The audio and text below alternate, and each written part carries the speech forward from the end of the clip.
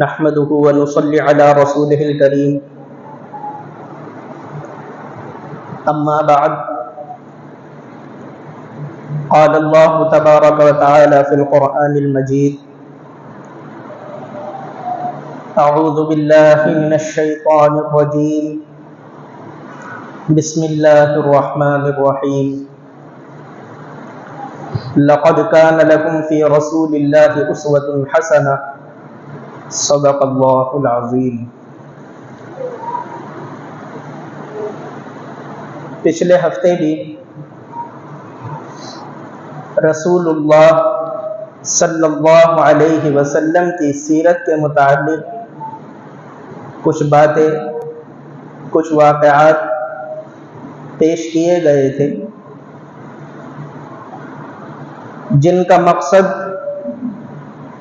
یہ تھا کہ حضور اکرم صلی اللہ علیہ وسلم کی زندگی،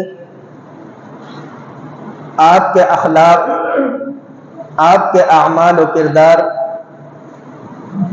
دین اور شریعت کی روشنی میں ہمارے سامنے آ جائیں، اور پھر ہم اپنی زندگی کو حضور کی زندگی سے ملائیں کہ حضور کی زندگی جو ہمارے لیے رول ماڈل ہے۔ قرآن کریم میں اللہ تبارک و تعالی نے فرمایا لَقَدْ كَانَ لَكُمْ فِي رَسُولِ اللَّهِ أُسْوَةٌ حَسَنَةٌ، لوگوں اللہ کے رسول کی زندگی میں تمہارے لیے بہترین نمونہ، بہترین اسوہ ہے۔ اسوہ کسے کہتے ہیں؟ اسوہ کہتے ہیں کہ پہلے جس آدمی نے جو کام کر لیا بعد میں آنے والے ویسا ہی کام کریں، اس کو کہتے ہیں اسوہ۔ اللہ نے فرمایا رسول کی زندگی تمہارے لیے اسوہ اور نمونہ ہے، یعنی تمہیں ایسی ہی زندگی گزارنی ہے جیسے رسول گزار کر گئے۔ اسی لیے یہ واقعات، یہ باتیں پیش کی جاتی ہیں تاکہ ہم اپنا موازنہ کریں، ہم اپنی زندگی کو دیکھیں کہ ہم کہاں زندگی گزار رہے ہیں، کتنی زندگی ہماری رسول اللہ صلی اللہ علیہ وسلم کی زندگی اور آپ کی تعلیمات کے مطابق ہے، اور کتنی زندگی آپ کی تعلیمات اور آپ کی زندگی کے خلاف ہم گزار رہے ہیں۔ اور جو زندگی ہم آپ کی تعلیمات کے خلاف گزار رہے ہیں، جذبہ پیدا ہو، شوق پیدا ہو بیانات کو سن کر کہ ہم اپنی وہ زندگی بھی حضور کی زندگی کے مطابق کریں۔ رسول اللہ صلی اللہ علیہ وسلم کو اللہ تعالی نے اس دنیا میں بھیجا، ظاہر سی بات ہے اس لیے تو نہیں بھیجا کہ ہم ان کی تعریفیں کر لیں، ان کی شان میں کچھ قصیدے پڑھ لیں، یا ان کی زندگی کے بیانات کر لیں، یا شعر و شاعری میں ان کی زندگی کو بیان کر لیں، یا جب بھی رسول اللہ صلی اللہ علیہ وسلم کی محبت کا جذبہ ہمارے دل میں پیدا ہو تو نعت سن لیں۔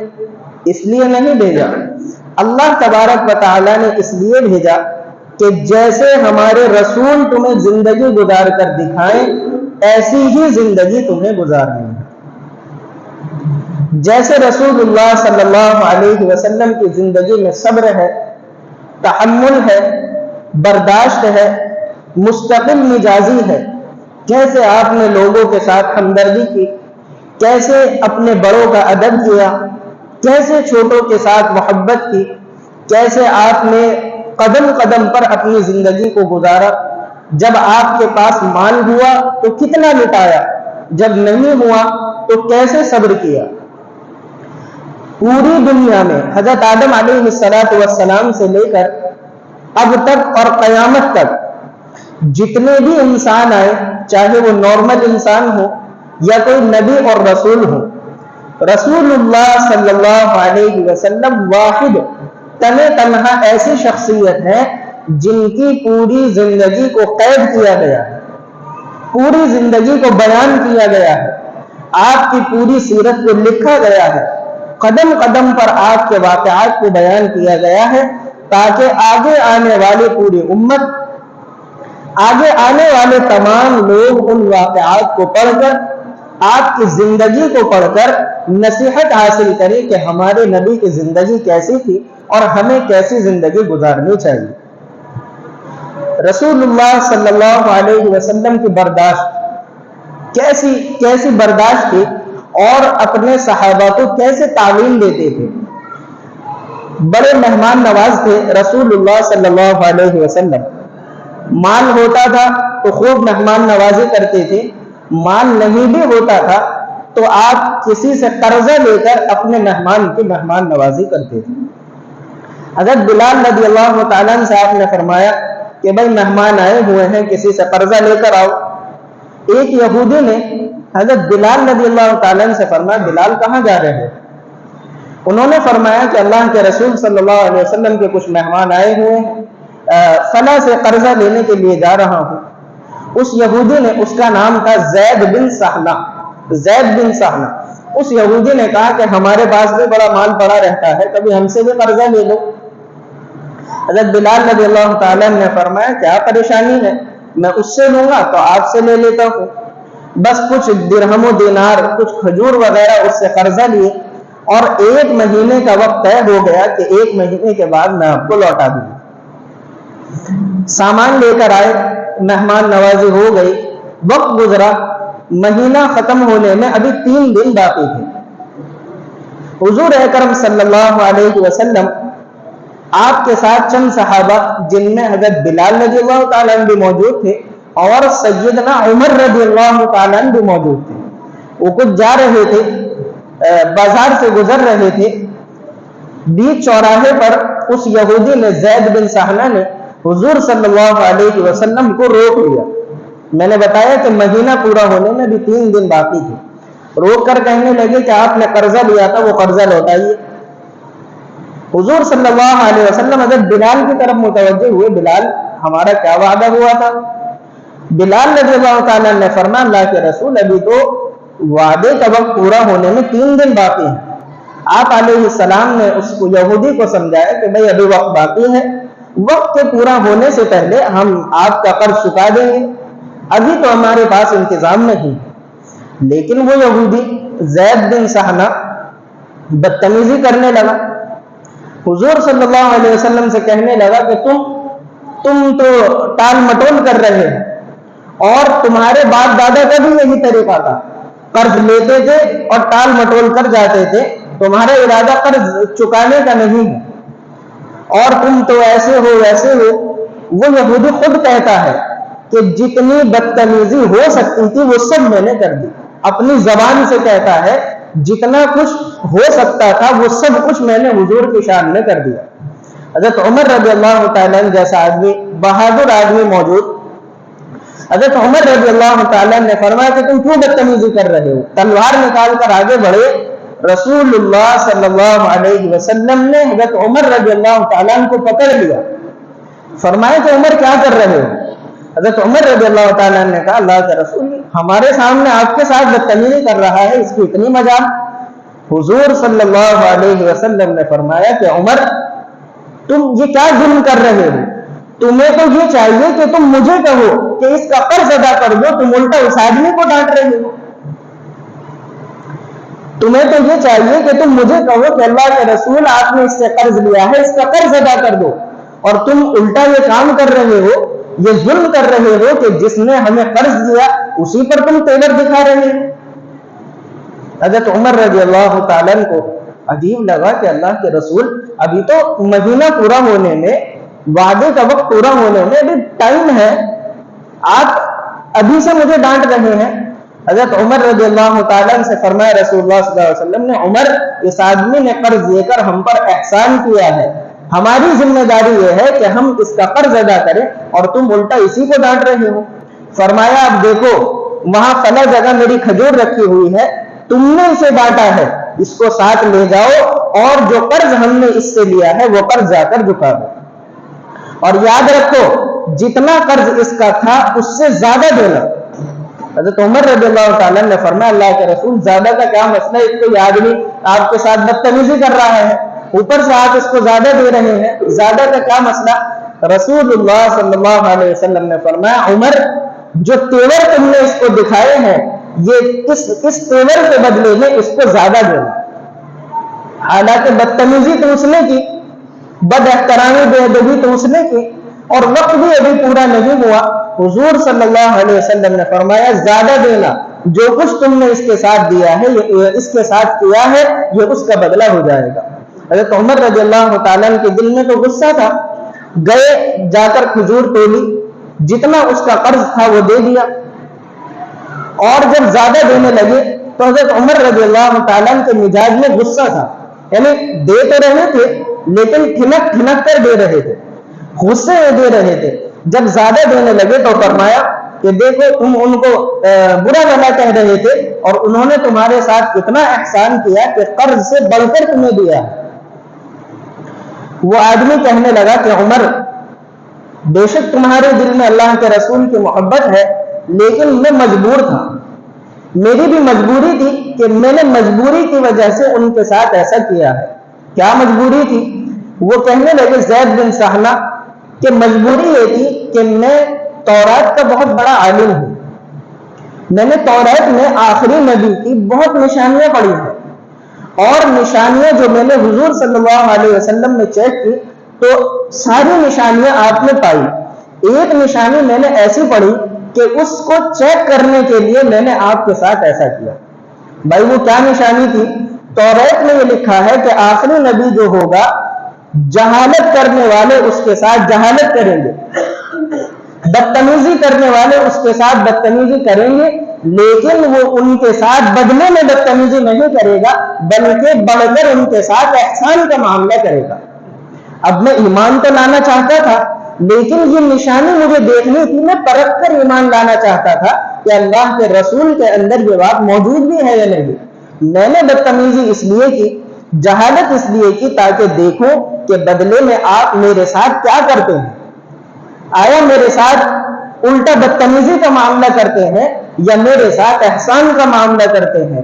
اور میں نے اپنی آنکھوں سے دیکھ لیا کہ جتنی جہالت میں نے آپ کے ساتھ کی, بدلہ تو یہ تھا کہ میری گردن اڑا دی جاتی یا کم سے کم میرے ساتھ مار پیٹ کی جاتی, لیکن قربان جائے رسول اللہ صلی اللہ علیہ وسلم پر کہ آپ نے نہ مجھے کچھ بدلے میں برا بھلا کہا, نہ مجھے کوئی تکلیف پہنچائی, نہ میرے ساتھ بدتمیزی کی, الٹا زیادہ کھجور دینے کا حکم دیا. اور عمر یاد رکھو کہ آج سے میرا رب اللہ ہے اور میں رسول اللہ صلی اللہ علیہ وسلم پر ایمان لاتا ہوں. کیسی برداشت, کیسا صبر اور کیسے اخلاق کے, ایسی زندگی حضور صلی اللہ علیہ وسلم ہمارے پیارے نبی جن سے ہم محبت کا دعویٰ کرتے ہیں, جن کی امت میں ہیں اور جن سے ہم عشق کا دعویٰ کرتے ہیں, وہ ایسی زندگی گزار کر گئے ہیں. آپ کی زندگی, آپ کا طرز عمل ہمارے لیے نمونہ ہے, تو ہم اپنی زندگی کو دیکھیں, کیا ہمارے اخلاق بھی ایسے ہیں, کیا ہمارے اعمال بھی ایسے ہیں کہ کوئی ہمیں کچھ کہے اور بدلے میں ہم اس کو برداشت کر لیں. انصاف, کیسا انصاف تھا رسول اللہ صلی اللہ علیہ وسلم کا. ایک صحابی آپ کے پاس آئے اور اونٹ کی شکایت کی کہ اللہ کے رسول میرا اونٹ کام نہیں کرتا, میں اس پر سامان لاتا ہوں اور وہ ٹال مٹول کرتا ہے, چلتا نہیں ہے, بیٹھ جاتا ہے, پریشان کرتا ہے. رسول اللہ صلی اللہ علیہ وسلم نے فرمایا کہ بھائی اپنے اونٹ کو لے کر آؤ. آپ کی عادت یہ تھی کہ جب کوئی مقدمہ آپ کی عدالت میں پیش کیا جاتا, ایک طرفہ بات سن کر آپ فیصلہ نہیں کرتے تھے, دونوں کو آمنے سامنے بٹھاتے تھے, پھر فیصلہ کرتے تھے کہ کس کی بات صحیح اور کس کی بات غلط. جانور کا معاملہ ہوا, جانور کی شکایت کی گئی, رسول اللہ صلی اللہ علیہ وسلم نے فرمایا اپنے اونٹ کو لے کر آؤ. آپ نے جب اونٹ آ گیا, اونٹ سے فرمایا کہ تمہارا مالک تمہارے بارے میں یہ شکایت کر رہا ہے کہ تم کام ٹھیک سے نہیں کرتے. اس کے اوپر ہاتھ پھیرا, اللہ تبارک و تعالی نے اونٹ کو بولنے کی طاقت عطا فرما دی. حضور صلی اللہ علیہ وسلم کے سامنے اونٹ بولنے لگا, کہنے لگا کہ اللہ کے رسول میرا مالک جو کہہ رہا ہے وہ صحیح کہہ رہا ہے, لیکن میری بھی آج بات سن لے. اللہ کے رسول نے فرمایا کہ کہو کہ بے شک میں کام نہیں کرتا, لیکن میرا مالک میرے اوپر ظلم کرتا ہے, دن رات مجھ سے کام کراتا ہے, آرام مجھے کرنے نہیں دیتا, اور جب کھانے کا وقت آتا ہے تو مجھے کھانا بھی نہیں دیتا. اب میں اتنا لاغر کمزور ہو جاتا ہوں, نیند پوری نہیں ہوتی, کھانا مجھے ٹھیک سے نہیں ملتا, تو میں کیسے کام کروں گا؟ رسول اللہ صلی اللہ علیہ وسلم نے اونٹ کے مالک کو دھمکایا کہ تم ایک جانور کے ساتھ ظلم کر رہے ہو, تمہیں اس کو آرام کا وقت بھی دینا چاہیے اور ٹھیک سے کھانے پینے کے لیے بھی دینا چاہیے. یعنی اندازہ لگائیں کہ جب جانوروں کے ساتھ یہ انصاف, تو انسانوں کے ساتھ آپ کا کیا معاملہ ہوگا. صبر اور برداشت, حضور صلی اللہ علیہ وسلم کی زندگی میں صبر وہ تو بڑا پڑا ہے.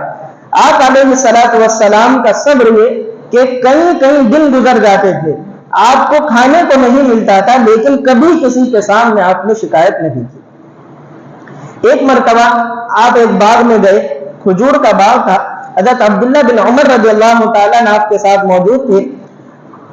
پیڑوں سے جو کھجور نیچے گر گئی, ہوا کی وجہ سے یا کوئی جانور کبے وغیرہ ٹھونگ مار دیتے ہیں تو جو کھجور نیچے گر جاتی ہے, حضور صلی اللہ علیہ وسلم نیچے گری ہوئی کھجور کو اٹھا کر اپنے کپڑے سے صاف کر رہے ہیں اور کھا رہے ہیں. حضرت عبداللہ بن عمر رضی اللہ تعالیٰ عنہ سے فرمایا کہ بھائی عبداللہ تم بھی کھا لو. انہوں نے فرمایا اللہ کے رسول مجھے بھوک نہیں ہے, مجھے تو بھوک نہیں ہے. حضور صلی اللہ علیہ وسلم نے فرمایا کہ بھائی مجھے بہت بھوک لگی ہے, مجھے بھوک بہت لگی ہے, اور 4 دن گزر گئے میں نے کھانا نہیں کھایا. 4 دن گزر گئے میں نے کھانا نہیں کھایا, اس لیے میں یہ کھجور نیچے سے اٹھا کر کھا رہا ہوں, مجھے تو بہت بھوک لگی ہے. ایک مرتبہ جب عائشہ صدیقہ رضی اللہ تعالیٰ عنہ بیان فرماتی ہے کہ اللہ کے رسول صلی اللہ علیہ وسلم رات کو سونے کے لیے لیٹ گئے, نیند نہیں آ رہی, کروٹیں بدل رہی ہیں, بہت دیر ہو گئی, نیند نہیں آئی, اٹھ کر بیٹھ گئے تو اور زیادہ پریشان.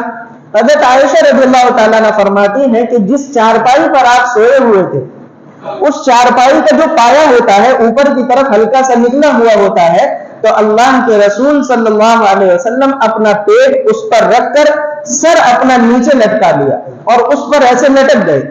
حضرت عائشہ رضی اللہ تعالیٰ عنہ فرمانے لگی اللہ کے رسول کیا کوئی پریشانی ہے, کوئی تکلیف آپ کو ہے, کچھ پیٹ میں درد ہے؟ فرمایا کہ عائشہ درد ورد کچھ نہیں ہے, مجھے تو بھوک لگی ہے, 3 دن سے ایک لقمہ بھی میرے پیٹ میں نہیں گیا. ایسی صبر, برداشت, تحمل رسول اللہ صلی اللہ علیہ وسلم کی زندگی میں پائی جاتی ہے. اس بیان کا مقصد یہ ہے کہ ان موقعوں پر, یعنی ربیع الاول کا موقع ہے, لوگ بتاتے ہیں کہ آپ کی پیدائش ہوئی ہے, آپ کی وفات ہوئی ہے, ان موقعوں پر آپ کی سیرت کو پڑھنا چاہیے, آپ کی زندگی کو پڑھنا چاہیے, اور اس نیت سے پڑھنا چاہیے کہ ہماری زندگی رسول اللہ صلی اللہ علیہ وسلم کی زندگی کے مطابق ہو جائے. کیسے ہمارے نبی نے زندگی گزاری, کیسے اعمال اخلاق اختیار کیے, لوگوں کے ساتھ کیا معاملات کیے, اپنی زندگی کیسے گزار کر گئے, کیسی برداشت کی, کیا آپ کا طرز عمل تھا, اس کے مطابق ان کو پڑھیں. اپنے بچوں کو خاص طور سے پڑھائیں, یہ بہت ضروری ہے.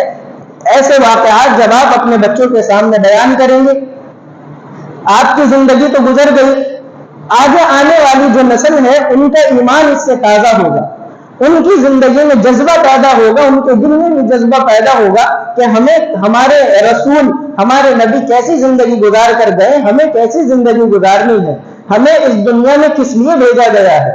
ہمارا حال یہ ہے کہ ہمیں خود معلوم نہیں, پھر نسلوں کو کہاں سے معلوم ہوگا. یہی وجہ ہے کہ ارتداد پھیل رہا ہے, لوگ دین سے دور جا رہے ہیں. تو سب سے ضروری چیز رسول اللہ صلی اللہ علیہ وسلم کی سیرت ہے. پڑھیں, اپنے بچوں کے سامنے بیان کریں, کتابیں ایسی لے کر آئیں, اپنے بچوں کو پڑھوائیں جس سے اللہ کے رسول کی سیرت ہمارے سامنے آئے. اللہ تبارک و تعالی ہم سب کو اپنے نبی کے طریقے کے مطابق زندگی گزارنے کی توفیق عطا فرمائے.